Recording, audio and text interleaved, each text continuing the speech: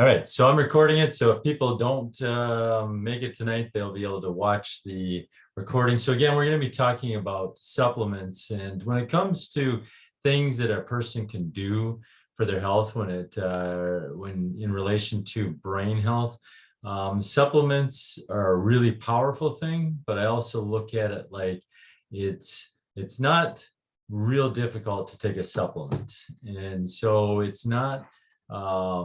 I guess I would say it's not something I would really depend completely on. I would rather see people get most of their nutrition from their food. But unfortunately, because of what's gone on in our world as far as agriculture and our land being depleted of minerals and such, that it does make it so that we pretty much have to take supplements. And then also there's certain foods that we don't eat anymore that people have been eating for thousands of years that we could take as a supplement now. One of the big ones I would say would be liver. I do these talks to a lot of different, like from nursing homes to assisted livings to just speaking to people that are in their 60s to 90s. And whenever I asked them how many grew up eating liver, they almost all raised their hands. And then I asked them how many fed their children liver, and probably about 50% will raise their hands. And then ask them how many think that their grandchildren are eating liver, and I would say almost nobody raises their hands. And so you've gone in just a matter of a couple of generations to it being very normal to eat organ meats, that very few of us eat those organ meats. And because we don't, we're not getting some of the benefits of that. And so the nice thing is, though, you can take a supplement. You can actually take a supplement with a desiccated liver and get some of the benefits of taking in liver that way. And so so that is what we're going to be talking about tonight, specifically supplements. When it comes to supplements, one of the things that really want people to understand is that you can't supplement your way to good health, meaning that you can't eat just a terrible diet and just think, well, I'll eat a bad diet and then I'll make up for not eating healthy by eating, taking a bunch of supplements. So I can eat pizza and beer and take omega-3 fatty acids, and I'll be just fine. Supplements are not going to overcome a bad diet. So you need to look at supplements as just for what they are. They're there to supplement your diet. They're not to replace something in your diet. They're there to just help your diet be better. And so you can't supplement your way to good health. The other thing is that you have to understand is that not all supplements are created equal. And what I mean by that is there's some supplements out there that really don't have anything that they say that they have in them. They use the poorest and cheapest products out there to make their supplement. They're not very bioavailable, meaning your body can't even absorb them. And so you can't look at all supplements like they're the same. And so the hard part is, how do you know which ones are good and which ones are bad? There are some regulating industries out there that you can look at to see if they've been third-party tested. Even just a few years ago, companies like GNC, which you'd think, okay, that's a great company. They have stores nationwide, and yet they had a third party test a lot of their supplements, their omega-3s, and they found that they didn't have barely anything in them that they said that they had in them. So again, you have to be very careful when buying supplements. And I would say a lot of times you get what you pay for, meaning that if you can go buy a fish oil supplement and you can buy, let's just say, a 30-day supply for $10 or even less, some of them, $10 or less, you are getting ripped off. It's really a poor quality supplement.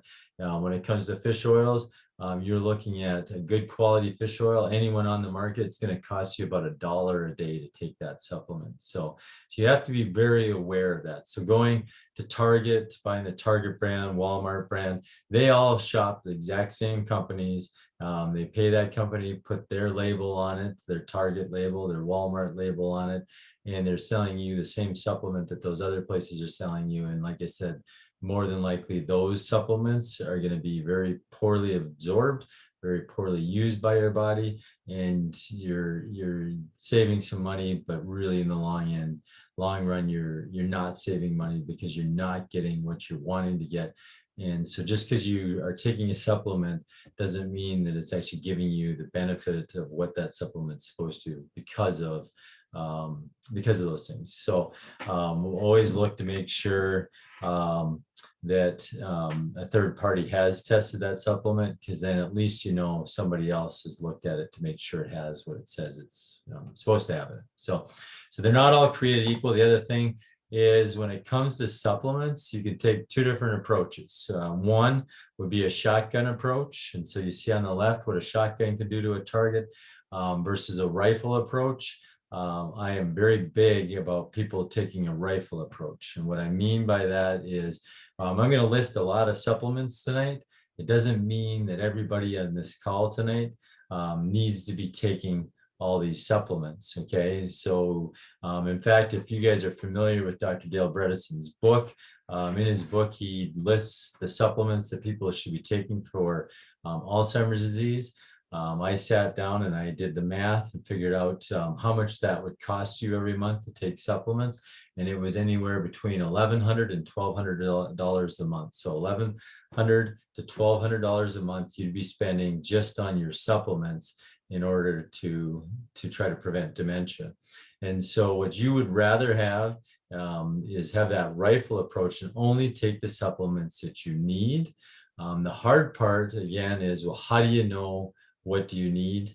I guess I would say one of the best ways to do that is to actually work with a healthcare provider that can help guide and direct you, that would use blood labs and other testing to help you make that determination, because it's really hard for you yourself to know exactly what's necessary. Now, there are certain supplements that I think that every one of us should be taking, just because based off of the diets that most of us have, and just based off of most of us aren't going to be eating that food. So taking that rifle approach really does mean working typically with a healthcare provider to help guide and direct you. I just met with a lady today that she's got a high risk of developing Alzheimer's disease, and so she had me do her labs. The labs, she looked at many different markers that would help us to determine foods that she should be eating and supplements that she should be taking.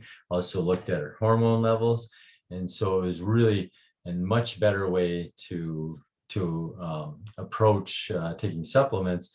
And so we did those labs on her back in December, did them again here in July, and could already see those markers improving because of the supplements and the diet that we have her on. So again, working with a healthcare provider is really helpful. It's not absolutely critical, but it is very helpful when it comes to these different supplements. So as I go through the supplements, please feel, I've got everybody muted, but if you would like to ask a question, you can totally unmute yourself and just ask any questions. I'll give a bit of time to answer the question or to ask a question.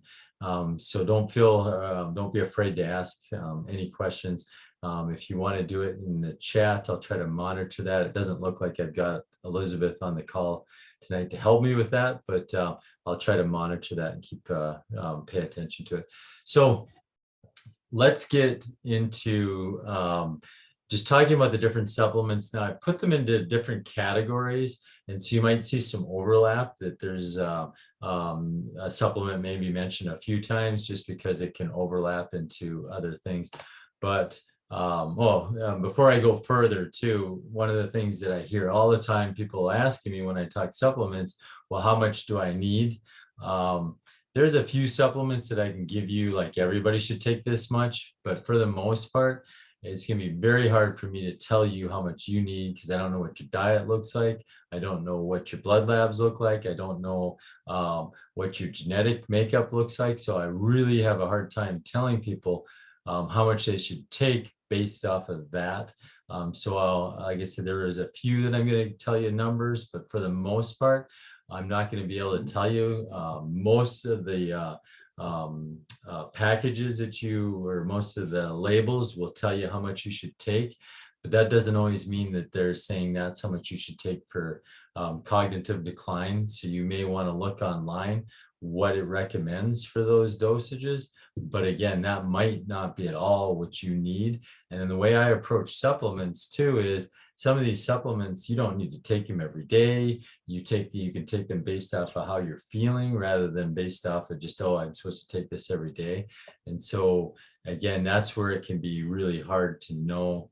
Again, where supplements can come a little confusing. That's why, again, I think it's really important to be working with a healthcare provider when you're trying to take this approach of using supplements to help you. So, all right. So we're going to talk first about the things that build up our brain. So when you look at dementia, a lot of times we see that dementia is a degenerative process that's happening in the brain, and a lot of times it's happening too quickly. Well, one reason, a very simple reason it can be happening too quickly is that a person is just not giving themselves the building blocks that allow their brain to be healthy. And really, when you look at the brain is made up of almost 60% fat. Okay, so because it's made up of only 60% fat, your building block predominantly for your brain is going to be healthy fats. And what happens is we can see that a lot of Americans are eating fats that aren't very healthy for us. We're looking at trans fats being a big problem.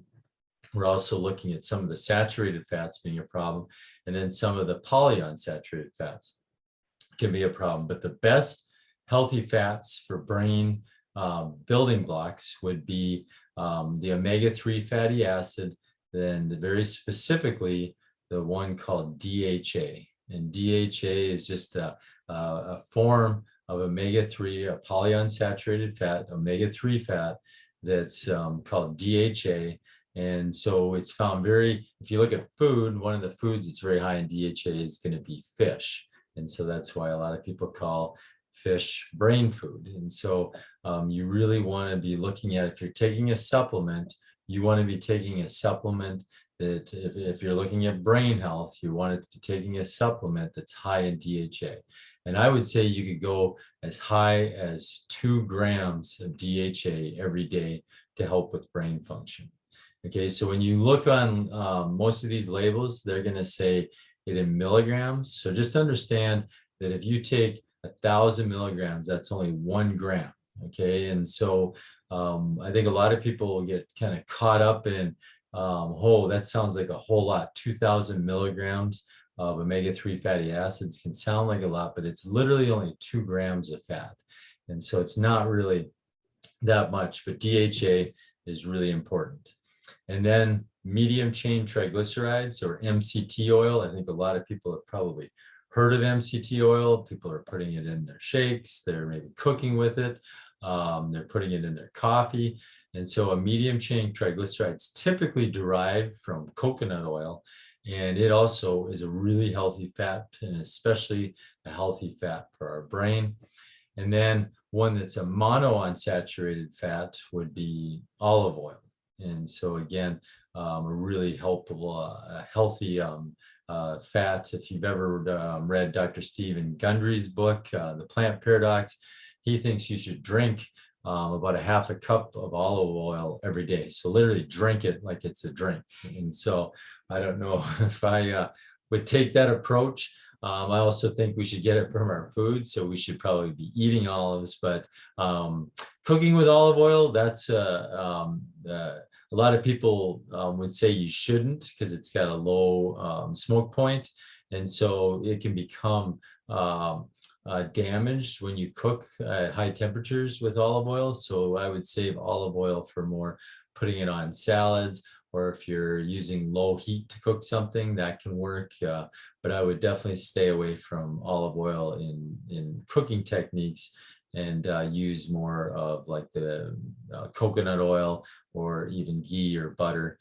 So those also have good healthy fats in them, ghee and butter, that can be a great building block for our brain health. So really important when we're looking at just foundational, that the first thing we want to do when it comes to supplements is take take in a good healthy fat. And I would say that most people aren't getting it in their diet. So if they're not getting it in their diet, they need to get it from somewhere. And that's the next best place would be taking it in as a supplement.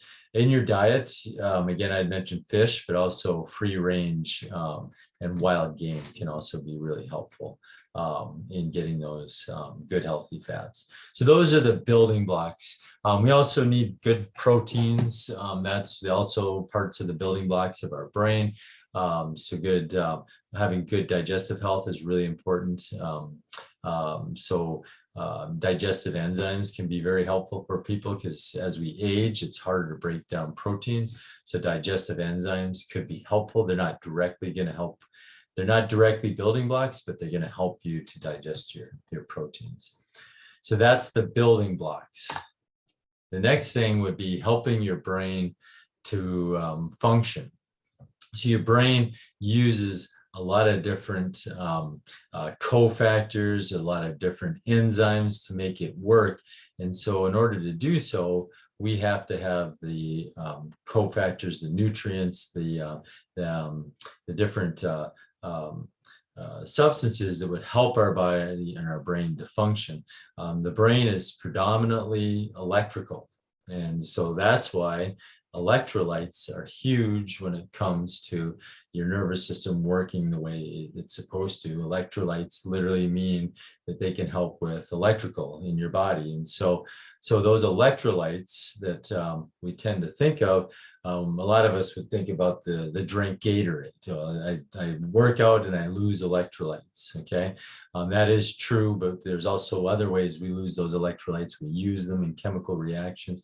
So some of the major electrolytes that we need, especially for the brain, would be magnesium, potassium, sodium, chloride, manganese, zinc, and copper.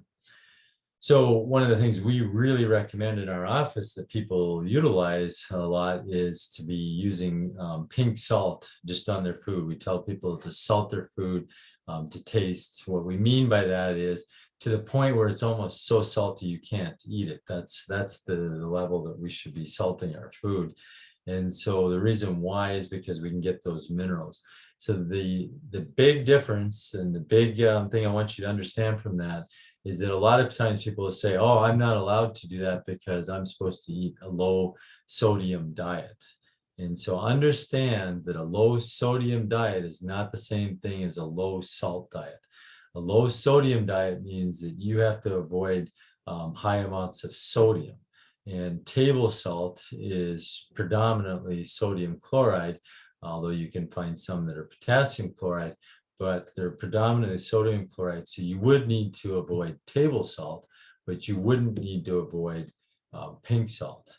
Or you can actually take supplements. We have one in our office called pH salts, where you just add it to water and you drink it. And it's the only one that tastes salty. So you could really take those pH salts and put them on your food as well. So we do need sodium. I didn't list it on there because most people, I've yet to ever see a person come into our office that has a deficiency in sodium, but definitely seen many people that have deficiencies in magnesium, potassium. I guess I did list sodium, but again, just know that most people are not deficient in that, but I do see a lot of people deficient in these other ones, especially the big ones that you really see people that really affect brain function are zinc and copper. And so, again, taking in a good pink salt would be very helpful for that. The other thing that really helps with functioning of the brain is our B vitamins. Especially B12. If you've ever heard of people having a deficiency in B12, they'll have all kinds of weird neurologic signs that if they just could correct their B12 levels, they could see that their brain function a lot better. So really, when you look at brain health function, some of those cofactors, the big ones being your B vitamins, and then your electrolytes are some of the biggest things that allow your brain to function. The other thing would be enzymes. And so enzymes, again, are made out of proteins. And I'd rather see people get their proteins from the food they eat. But again, as we age, one of the big issues that we see as we age is that people don't digest their proteins well. And so taking in a digestive enzyme while you're eating can be really helpful in helping your body to break down those proteins so that you can use them for good brain function. So some of the times what you'll see is that people need to take a digestive enzyme called hydrochloric acid. And what's really scary is that you see with a lot of people, you will actually see that they're on these proton pump inhibitors, they're on acid blockers, they're on TUMS, and so they're actually blocking their hydrochloric acid. So that makes it even harder for them to digest their proteins. And so now they have a really hard time having their brain work the way they're supposed to, because they can't make those enzymes that allow the brain to function the way it's supposed to. And we see this a lot, is that most people that think they have too much stomach acid, so they have this GERD, they have acid reflux, actually the reason they have that is because they have too low of stomach acid, and they're actually, their food's just sitting in their stomach putrefying, and then that's what causes the reflux, because it pushes up against that sphincter, allows that acid out of their stomach into their esophagus, and then they get acid reflux. And it's not because they have too much acid, they usually have too little acid. And like I said, if you start blocking people's stomach acid, what's going to happen is you're not going to be able to digest protein. You're not going to be able to get B12 out of your meat, and you're not going to be able to get iron out of your meat. And then the other thing you're not going to be able to do is digest calcium. So when you look at, and we're going to have a whole talk just on medications that we want to be careful with, that's one of them that really can create major health issues in the future. So you really want to try to avoid being on those acid inhibitors, because they can create all kinds of other health issues. So that's So you want to give some examples of some of those names, like Prilosec? Yeah, like Prilosec would be a big one. Zantac is another one. So those are your over-the-counter acid block, the proton pump inhibitors. Most of them are over-the-counter. There's a few that you do have to. I don't know if you can speak more to some of the prescription. And by no means would I tell someone, if you're on a prescription, that you should just go off of it. You need to be talking to your doctor about it.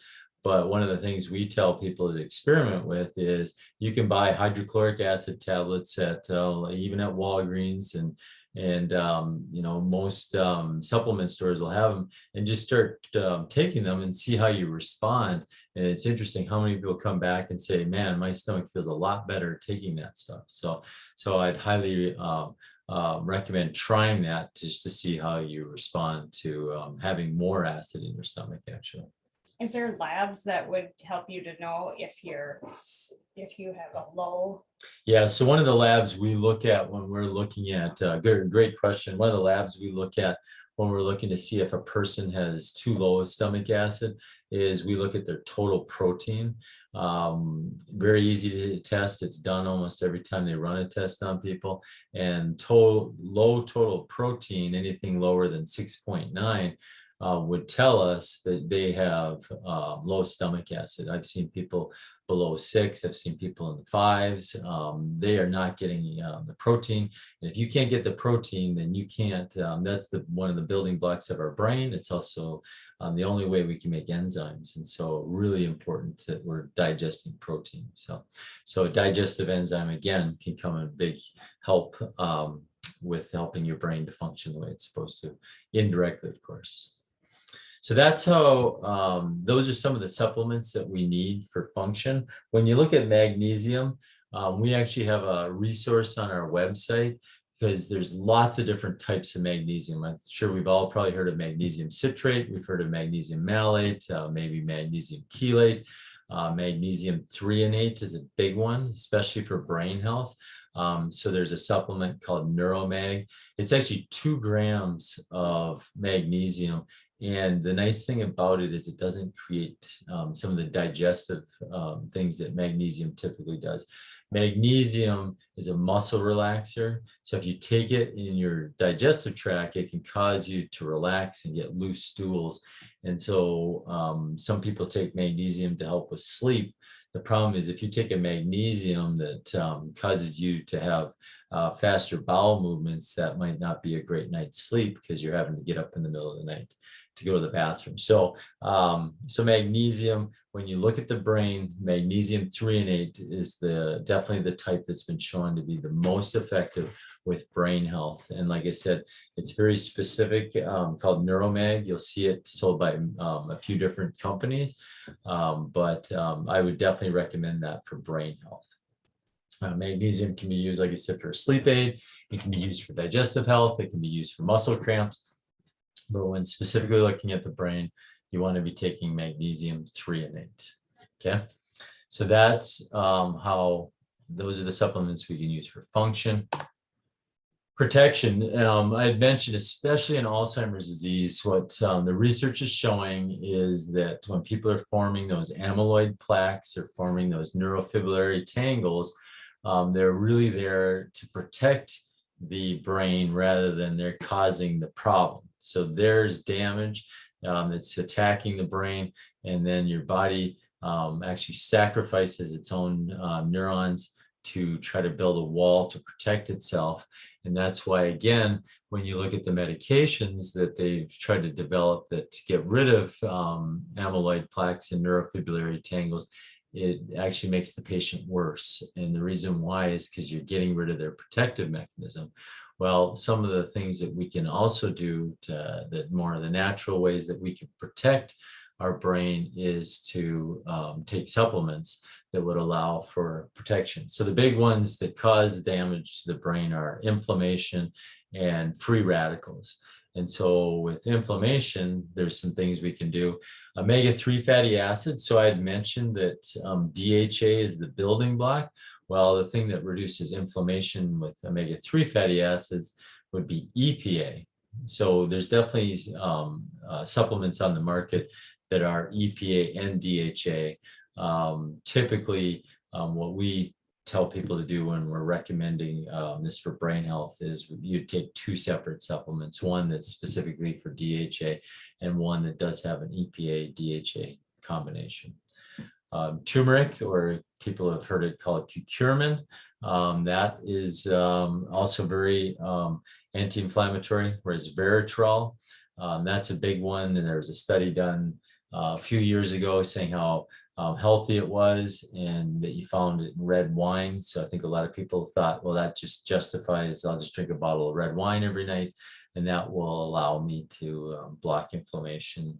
Resveratrol is found in grapes, specifically red grapes. You could just drink grape juice to get the resveratrol, or you could do supplements.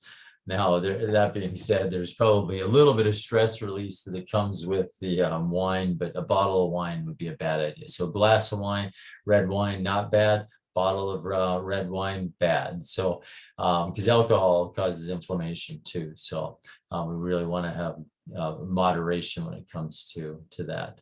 Boswellia, a lot of people have not heard of that, but they've probably heard of frankincense. So if anyone uses essential oils, they know that frankincense is actually really good for an anti-inflammatory when you put it directly on the skin, but you can't drink frankincense, but you can drink Boswellia. So, so Boswellia can work as an anti-inflammatory inside your body. Bromelain is a substance that's found highly in pineapples. So pineapples, that's why a lot of people will, after a really hard workout, will take in pineapple. The reason being is bromelain is an enzyme that destroys inflammatory compounds. So bromelain is good. Cordyceps, that's found, it's a mushroom, also helpful for reducing inflammation. Cinnamon and ginger. So a lot of people can cook with those products, but typically if you got a lot of inflammation in your body, just cooking with it, it's not enough. That's the same with turmeric, is that it's good to cook with it, but if you got high inflammation, that's not enough. You need to also be supplementing with it. It's best to take some of these in what we call a liposomal version. Turmeric especially is easy to digest. Liposomal just means that it's surrounded by fat, so it's very easy to absorb and very easy to get into your cells because it's surrounded in fat, okay? And then Antioxidants, I think we've all heard that vitamin C is a big antioxidant. Vitamin A is also, and vitamin E. So vitamin A is beta carotene, vitamin E is tocopherols. So those are really important. Those are fat soluble vitamins, vitamin A and E. Vitamin D is also a fat soluble vitamin. So the healthier your digestive tract, the easier it is for you to digest those fats. And so it's really important that you have good digestive health again. N-acetylcysteine, or a lot of people just call it NAC, and then liposomal, again, surrounded in fat, glutathione. You can't digest glutathione unless it was surrounded by fat, so you don't ever want to take glutathione that's not liposomal.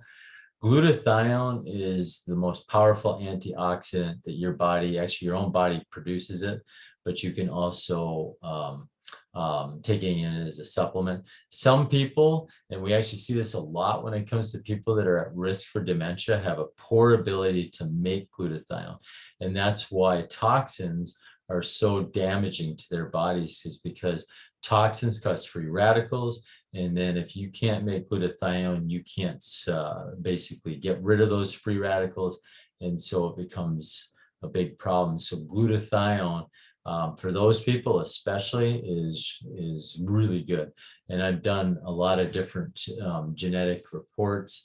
And then what happens is that in that genetic report, I can actually see things that would say whether glutathione is easily produced in that person or not. So a person's asking in the chat if Alzheimer's, specifically Alzheimer's, if it's an inflammatory process. And yeah, absolutely. One of the major premises that they're seeing now, again, based off the fact that the amyloid plaques and the neurofibrillary tangles are seen more as a protective device, that it is very much an inflammatory disorder, that if you can approach inflammation, then it's going to help it. In Dr. Dale Bredeson's book, The End of Alzheimer's, he actually talks about 6 types of Alzheimer's, specifically Alzheimer's. We're not talking about all dementia, but 6 types of Alzheimer's, and one of them, probably the most common, he puts in the category of inflammation. And so if a person is looking at if they're at risk due to inflammation, there's blood markers such as CRP and homocysteine, plus there's also panels that you can look at as interleukins and cytokines, and that can also measure your levels of inflammation. But again, that's more specific to Alzheimer's. So we're not talking about all dementias here being inflammatory, but I would say that pretty much in every disease that you see out there, inflammation is never going to be a good thing to have if you're trying to address that illness, whether it be cancer, whether it be heart disease, whether it be diabetes. Inflammation still, it plays a part in all of those, whether it's the cause or not. It's not the case in all conditions, but it's always going to play a negative role in healing if a person's dealing with chronic inflammation. So that's protection. Next one we're going to talk about is the mitochondria. So Natalie can attest to this. I'm not sure how many other people in the audience tonight have kids that had to do a cell model at school, and it usually turns out that the parents do the cell model and the kids just stand back and watch their parents. At least that was the case for us. So in that cell model, they have, like, they show you got your nucleus, and then you've got all these little organelles, and one of them was always the mitochondria. And it was always referred to, well, it's the powerhouse of the cell. And so in that cell model, you always had one nucleus and one endoplasmic reticulum and all these different organelles, but only one of each. And so you only have one mitochondria, which is not realistic at all. The mitochondria, the powerhouse of the cell, come in in some of these cells in the hundreds and if not thousands, and for sure in neurons, you have thousands of mitochondria in one cell. And so these mitochondria, because the brain is pretty much a fuel hog, meaning that your brain uses about 30% of all the energy that you take in, that you need to have a lot of mitochondria in those cells. And those mitochondria, they have a lipid layer around them, but just like your cells do, and your cells use that as a way to filter and only allow certain things in and things out. Well, the mitochondria, they're not as protected, and so they're much easier to damage than the cell itself. And so the mitochondria, they can get damaged from a lot of different things. Free radicals and inflammation are definitely more damaging to them than they are to the cells. And so you can destroy these mitochondria, and people, you can literally look at biopsies of their cells, brain cells, and you'll see that they have way less mitochondria in people that have dementia. So protecting that mitochondria is huge. So you do the things that we talked about for protection, but then you also need to look at, how do I get that mitochondria to function as well as it possibly can? And one of the biggest ones that we know of is coenzyme Q10. Coenzyme Q10 is something that allows the Krebs cycle to work. I don't know if you guys had to learn about the Krebs cycle in science class. We had to actually memorize the whole cycle. No idea why, because I don't remember anything about it, but I do know that CoQ10 is a really important enzyme in that Krebs cycle. And so the problem with that is a lot of people aren't eating enough foods with CoQ10. One of the biggest foods that you could eat that has CoQ10 in it is heart. And I guarantee you very few of you are eating heart because we moved away from eating organ meats. And so what we do when we order our beef directly from a farmer, and then he takes it to a meat locker in New Germany, and we just tell him, hey, grind the heart into our ground beef, and you'd never know it's there. You're getting the benefits of it. So heart's going to have your highest amount of CoQ10 when it comes to food. And then the other things that can cause, they can have lots of CoQ10, and it would be meat in general. One of the issues that you really see with some of these medications that people are on as they get older is that statin drugs actually block your ability to produce CoQ10. So if you're on a statin drug and your doctor didn't tell you to take CoQ10, you need to get on CoQ10 as a supplement because it is blocking your ability to produce CoQ10. And so if you look at one of the #1 drugs that can lead a person down the path of dementia, it's actually statin drugs. And so you really want to be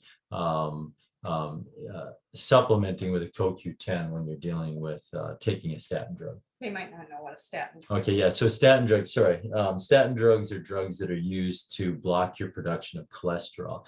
So if you've been told you have high cholesterol and then you need to lower that, and the way to lower it is through a statin drug, then that statin drug is going to stop your ability to produce cholesterol, but it's also going to stop your ability to produce CoQ10. So if you feel like you need to be on a statin drug, then you again would want to be on CoQ10 at the same time. PQQ or pyrroloquinone, I should say, quinone. So if you've heard of people talking about quinine with COVID, because it helps to block inflammation. So PQQ actually helps to protect that mitochondria by blocking inflammation. So PQQ, very specific to the mitochondria though, really helpful supplement to take. And then I had mentioned B vitamins before. B vitamins, again, they're cofactors with these enzymes, allowing these functions to happen. And then DHA, again, when you're looking at trying to build a cell membrane, trying to build something that's out of fat, you want to have DHA as that fat. So when you look at the mitochondria, one of the most important things you can do then, again, is to help it to function well and help to protect it. All right, oxygen. Oxygen is huge, and oxygen is a thing that so many elderly people struggle to get. If you look at oxygen saturation rates, we should be sitting around 98, 99% all the time. When you look at a lot of elderly people, they're sitting in the low 90s, high 80s. And one of the reasons why that is that they're not getting good enough circulation, or they're not getting enough building blocks to make hemoglobin, and so then they can't carry that oxygen. So one of the building blocks for carrying oxygen, hemoglobin, needs iron to do so. And I mentioned earlier that because as people get older, their digestive health gets poorer.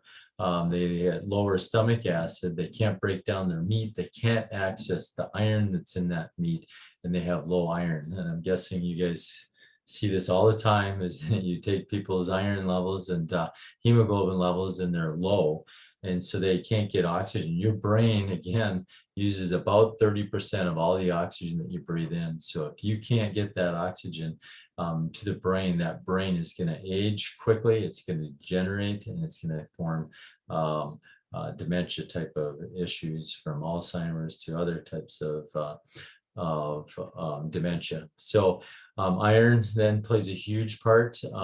Supplementing with iron, you definitely need to be under a doctor's direction with that, because it's not something that's just as simple as taking an iron pill. You need to really make sure that you're doing it right.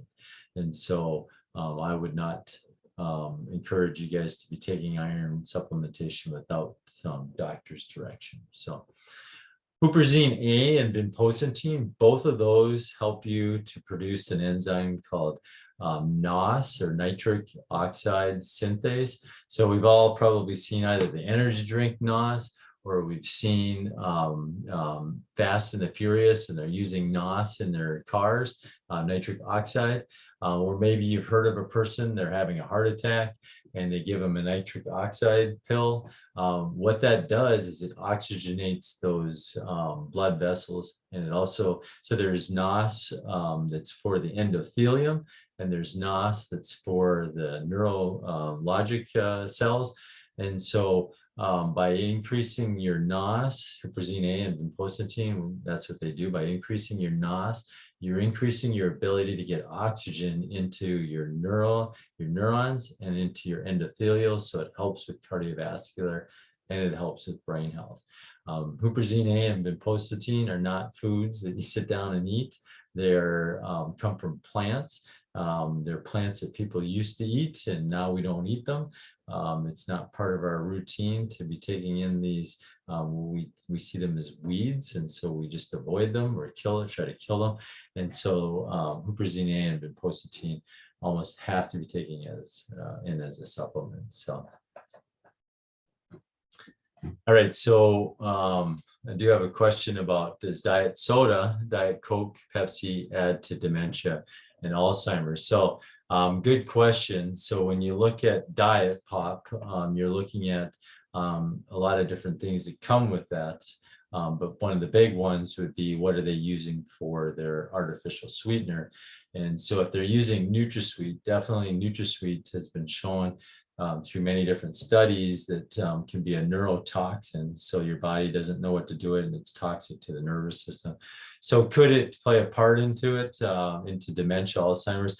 I'd say probably not, if you didn't have some kind of predisposition. There's lots of people are drinking it and not developing dementia, but I would say that if you have a predisposition, and if you watch some of the other videos before, we talk about some of the things that set you up for your predisposition, I would absolutely avoid those drinks. I'd much rather see people, if they're going to do pop, and I would highly recommend that you don't do pop very often, because it's got other things in it, other chemicals in it that can cause damage.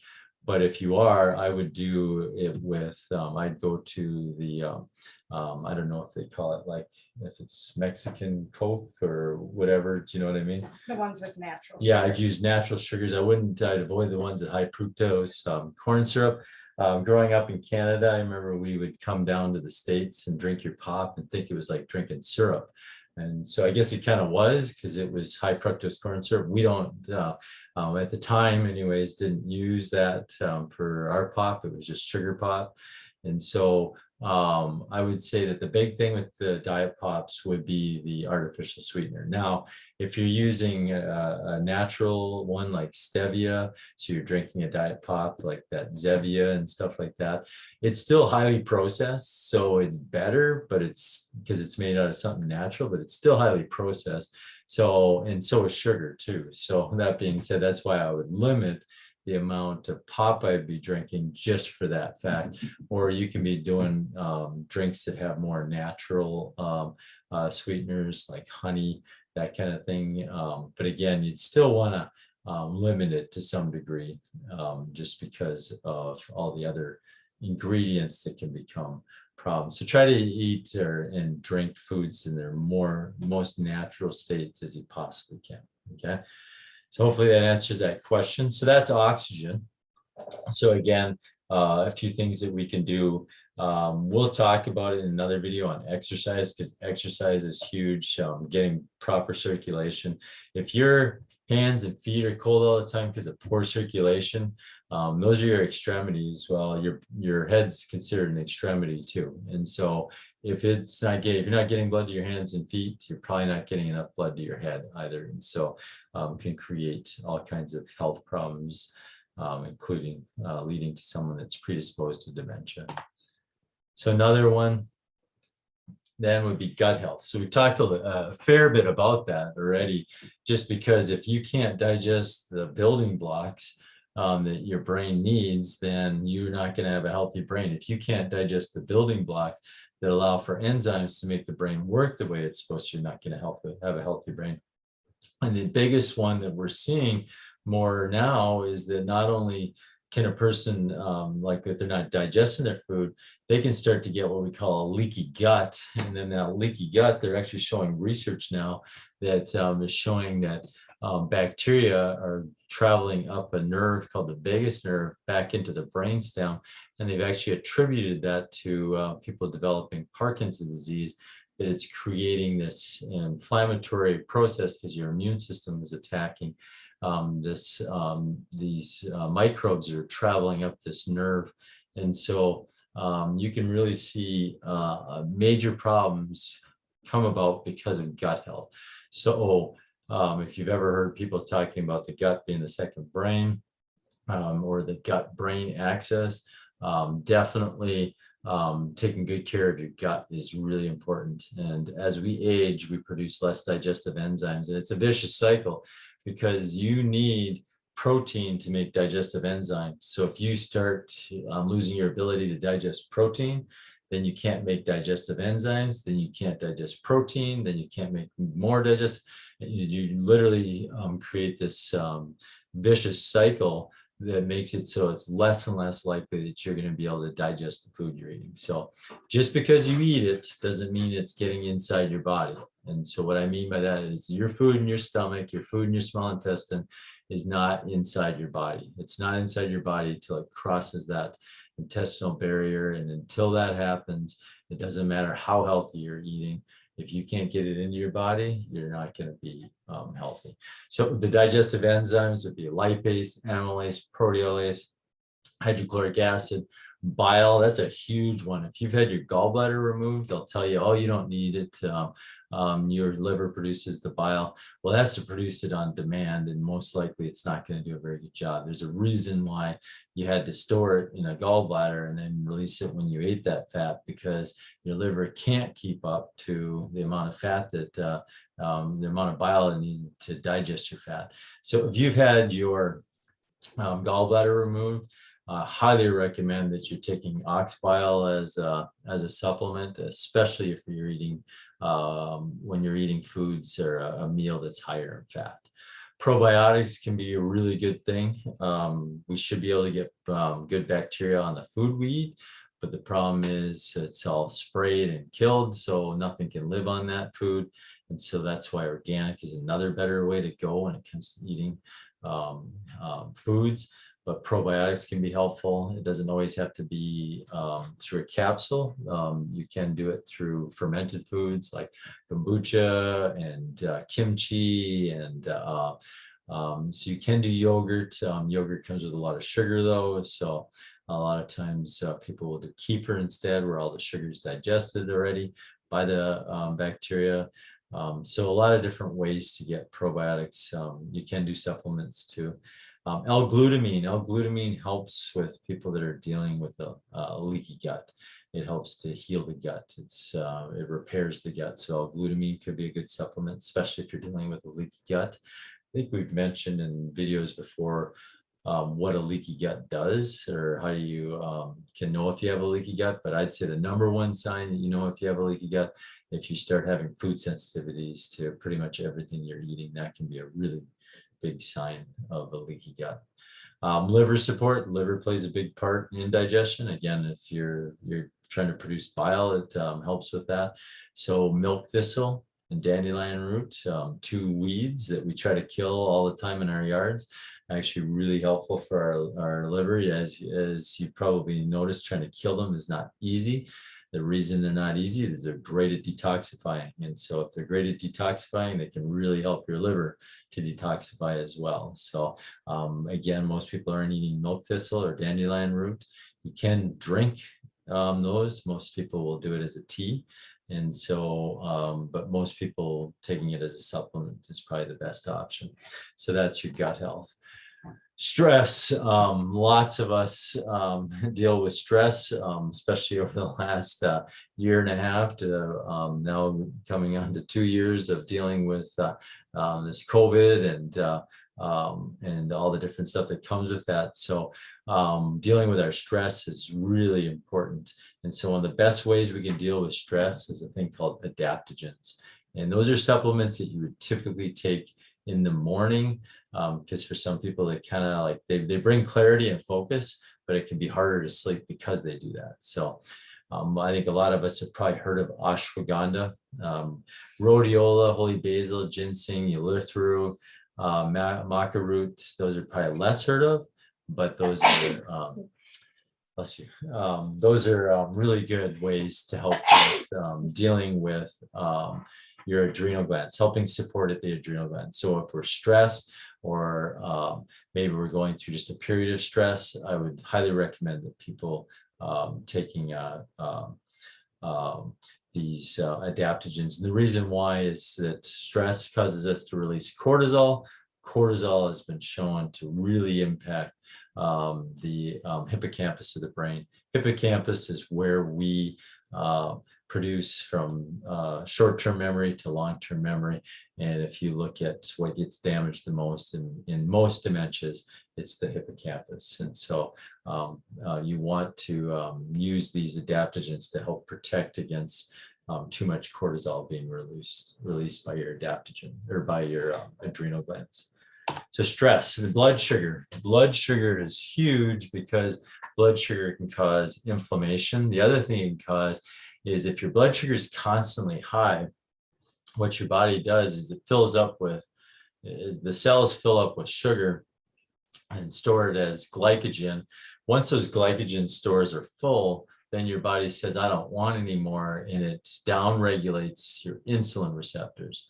Well, if you eat more sugar, and you produce insulin when you do that, and that insulin comes to those cells where the insulin receptors are downregulated, it won't be able to get that sugar into that cell because that cell's saying, I'm full already, why would I want more? And it'll actually downregulate even more. And that can literally just happen in the brain by itself. It doesn't even have to happen throughout the whole body because the brain is trying to protect itself more than the rest of the body. And so what can happen then is that we create this insulin resistance, and then we can't get fuel into the brain once it needs it. And so having good blood sugar control is huge. So diet's really important. We talked about that last time. But some of the supplements, berberine has been shown to be as effective as the drug metformin. And it comes natural and it has no negative side effects to it.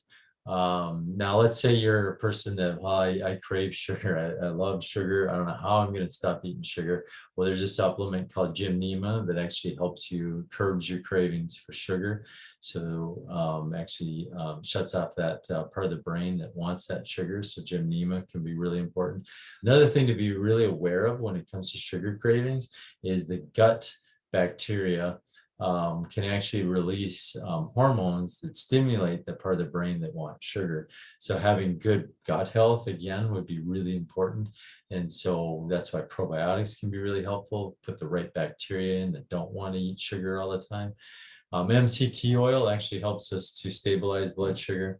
Chromium picolinate helps us to stimulate or helps us to stabilize blood sugar. Alpha lipoic acid does as well, and inositol.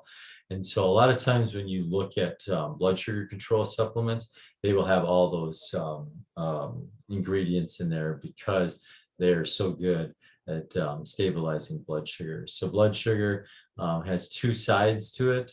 One is the hypoglycemic person. That's the person where they eat sugar and then they release too much insulin. And usually it's kind of a precursor to the other side where you get too much sugar. So hypoglycemia, not enough blood sugar. They're the person that they eat something and it stabilizes their mood because right before that they were hangry. They were that Snickers commercial. You're not yourself when you're hungry, and so they're yelling and snapping at everybody. That's the hypoglycemic, but then that typically turns into hyperglycemic, where too much blood sugar, where they're tired, they're especially right after they eat, they constantly craving sugar, they're going to the bathroom all the time, urinating all the time. So that's, but both of them are still a big problem with your blood sugar. So you want to stabilize your blood sugar. The best way to do it really is through diet to start off with. So that's our blood sugar. And then finally, we're going to wrap up with what we call nootropics. Nootropics just mean supplements that are very much help the brain to function better. And these are great supplements that a person can take. There's definitely medications out there that people are using for this. I would not recommend doing that just because they come with side effects. A big one that you actually see right now that kids actually, professionals are using it. They're taking Ritalin, they're grinding it up, they're snorting it, and they can work 16 to 24 hours straight and not have to stop, and they can focus like you would not believe. So they get lots done, but obviously there's harm in that, right? We need to be able to shut the brain off. We need to be able to take that sleep and such. So really important that we look at more of a natural approach and understand a lot of these, and because they help with focus, they can impede our sleeping. So don't be taking these right before you want to go to bed. So just because they're not there to help your brain to go to sleep, they're there more to help your brain to focus better. So simple as green tea and L-theanine, that's a big one. You'll see that EGCG in a lot of supplements now. And so that's the compound found in green tea. Magnesium threonate, I already talked about that. That's magnesium that helps the brain to function better. Bacopa is another one. Ginseng, that's a pretty popular one. I think a lot of people have heard of ginseng. Lion's mane. I mentioned rhodiola, it's an adaptogen, so it helps to kind of calm that stress system down and allow you to be able to focus better. Ginkgo biloba, choline even can be helpful. Go to cola, and then even vitamin D is considered a nootropic because of how it behaves when it gets into cells. It actually goes into the nucleus and it can turn parts of your DNA on to help your brain to function better, especially with focus and helping with not having brain fog. So those fall into a new kind of category called nootropics, just basically meaning that almost like hormones to help the brain to function the way it's supposed to.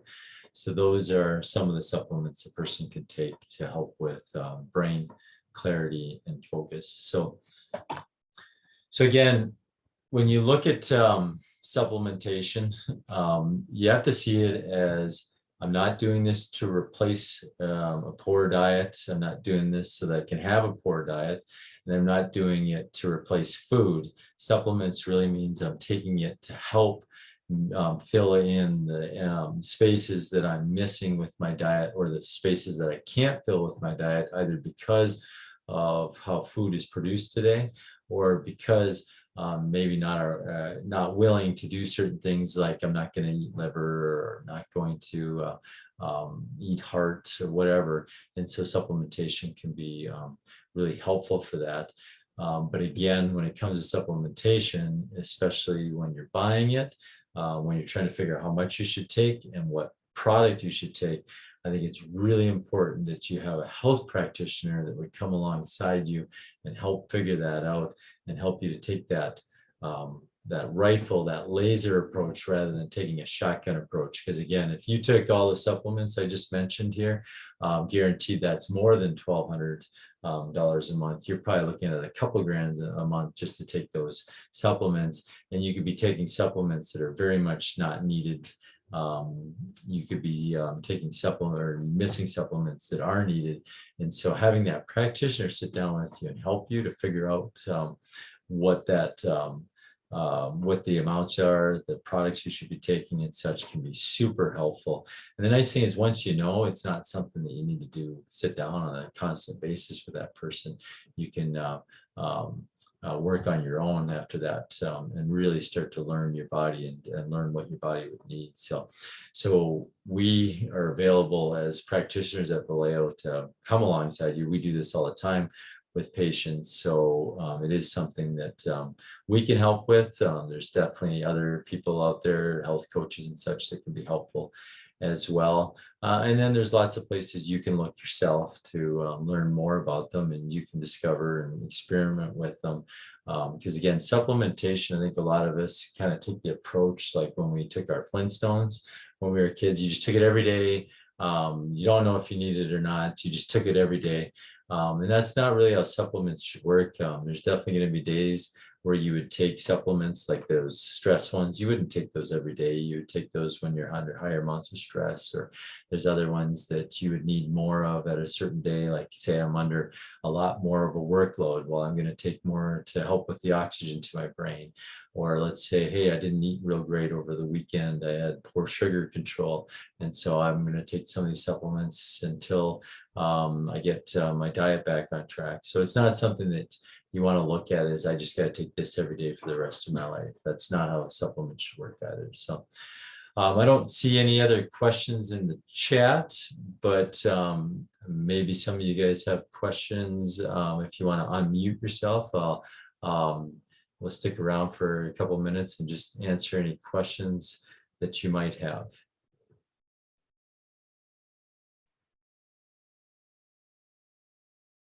Any questions you have, Natalie, that you have? I don't think so. I think one of the things that what Dr. Aaron is talking about, though, when you talk about supplements and knowing what to do, and that idea of getting support from a health practitioner, I think the other piece to that is sometimes people think that's going to be a really expensive approach. I think in the experiences that we've had and people that I've known, when you can really get your health back on track, and if you can narrow down those supplements by doing a thorough evaluation, it's not just about your brain health, it's your total health. So when you're looking at things like how do I help prevent dementia, you're also likely doing things to prevent cardiovascular disease and all other kind of disease processes. So it is an investment, but when you get those total blood labs and you have a doctor sit down with you and explain to you, because those aren't things that usually are done at a normal clinic visit. They might check your hemoglobin or your CBC or some of those things, but some of those liver function and different things like that, when you have that information and really can narrow that supplements, one, at long term, it's saving you money, and two, both in supplement costs, but also in potentially further medical care that you might need. So it's kind of like a pre-investment into that I highly suggest for people. And my personal experience is once you know what health, how to use supplements or how to use your nutrition and your food to gain energy, it's life-changing when you go from when you maybe, if you don't have good gut health and you can't and you don't feel good, to when you actually have energy. It's like I said, you have a lot that's gained that's more than monetary. So you have a chat question. Sure. Yeah, so the question really is, did we record this? Yep, and so the last one we did, I think, is what you're referring to is the nutrition one. And so we did record that, and I'm pretty sure that that is up on our YouTube channel. And so actually, I know it is. So if you don't have our YouTube channel, we can send that out in a link on how to link to our YouTube channel. And then this one, we recorded it again tonight. So I spoke pretty fast, went through a lot of different supplements, but you can watch it again. And just if you missed something or weren't quite understanding it, watch it again, see if you still have a question about it. We're definitely available to answer any questions to what we discussed tonight as well. And so, yeah, so as Natalie said, look at it as an investment, because the nice thing about when you do things for your health, that taking that lifestyle approach, that nutrition approach, that supplement approach, is it usually crosses over many different health conditions. And because it does, you are not just looking at preventing dementia, you're looking at preventing cancers, heart disease, diabetes. And so when you take that approach, it really is a huge investment. And at first it can seem like a bit of a cost up front, but in the long run, it'll save you. It could save you hundreds of thousands of dollars. I really believe that when you look at what people are spending on healthcare right now. And so, so hopefully this has been really helpful for you guys. And we're going to have another one coming up next month. I can't remember if it's on exercise. I think it might be. But we'll talk about what ways can a person exercise specifically that will help with brain health, because there actually is a lot of research on the types of exercise that help that help the most when it comes to brain health. So, we're all done tonight. So we'll send out this recording in a link so you guys can watch it again if you'd like, or share it with other people. And again, the reason we do these is we really want people to be as healthy as they can. And I don't know, we don't want people to end up at Trevine, to be honest. We'd love to help them, and we know that it's needed, but we'd rather see people not have to end up there because their brain is working the way it's supposed to all the way to their last breath on earth. So, well, you guys have a great night, and God bless. Thanks, sir. Thank you. Thanks so much.